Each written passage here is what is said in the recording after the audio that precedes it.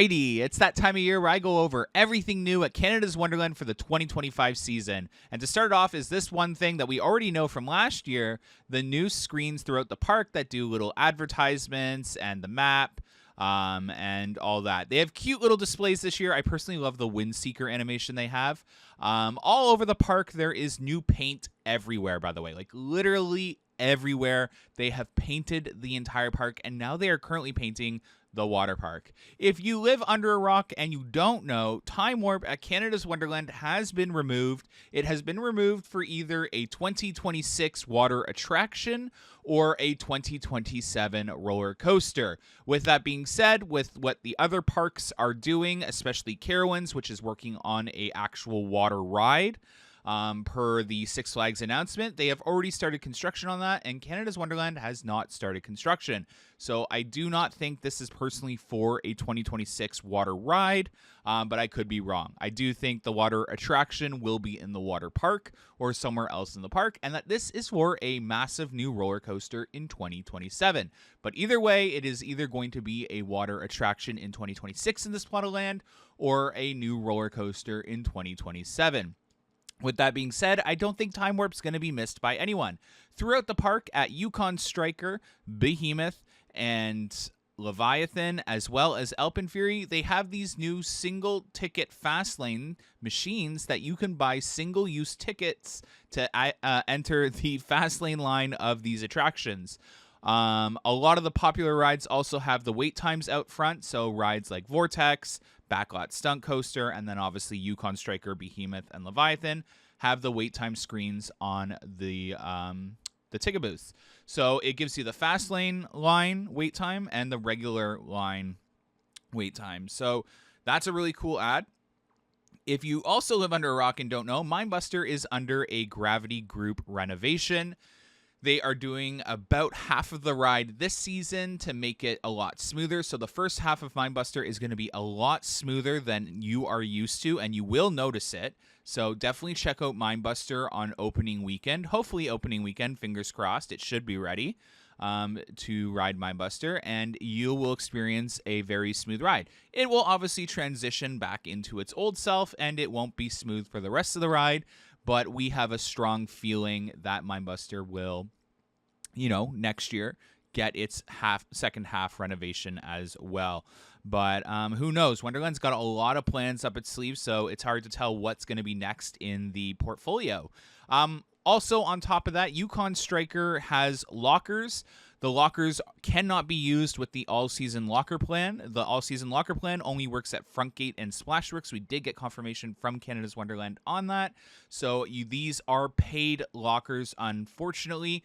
And in 2026, Leviathan and Behemoth will introduce lockers as well. We did get confirmation on that as well. Alpen Fury will have lockers.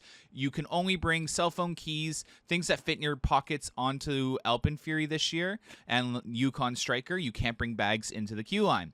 Spinnovator has received a lot of love with a lot of upgrades to its electrical system underneath, its mechanical systems underneath, and the wood and the paint on the ride. It looks absolutely amazing. The colors really pop.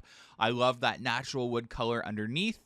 And it just looks amazing, super aesthetic that Wonderland did that. And again, a lot of paint has been applied to a lot of the rides in the park, especially Kidsville. So Taxi Jam, the buildings, Snoopy's, the Planet Snoopy received a lot of love, especially the theater in Kidsville and Planet Snoopy. It received a paint job as well.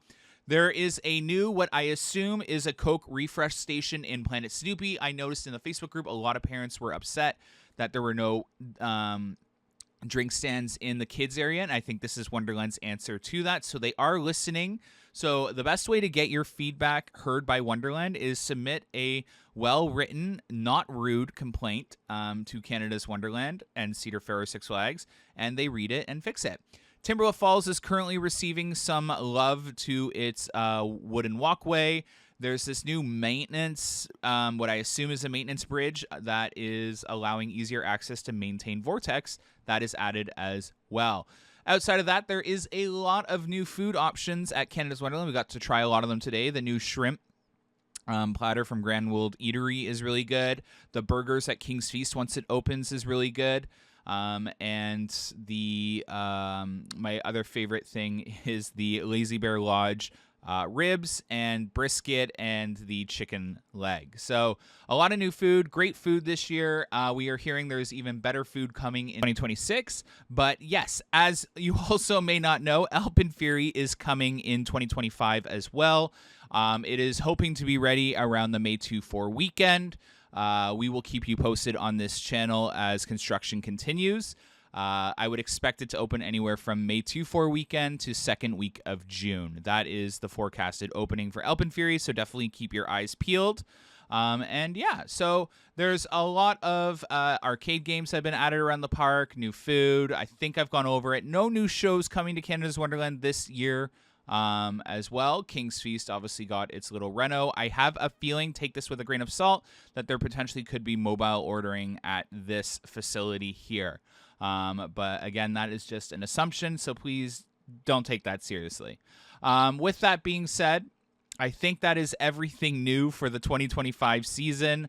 It's definitely a great year to visit. Crowds are a lot lighter right now, obviously due to economic times and other reasons as well. So definitely check out Canada's Wonderland. It's been dead so far. It's only been open for 1 weekend, though. I'm jumping to conclusions. But it's definitely really cool. There is this new bar. I missed that right there. A lot of new alcohol drinks themed around Alpen Fury have released this season as well. One vodka beverage and then one beer beverage. And yeah, so definitely check out Canada's Wonderland this season. It is honestly going to be amazing once Alpen Fury opens, and the park is looking great. And as they work out their opening kinks like they do every year in every theme park in the industry, the park is going to be even better. Thank you so much. Have a good one. Bye.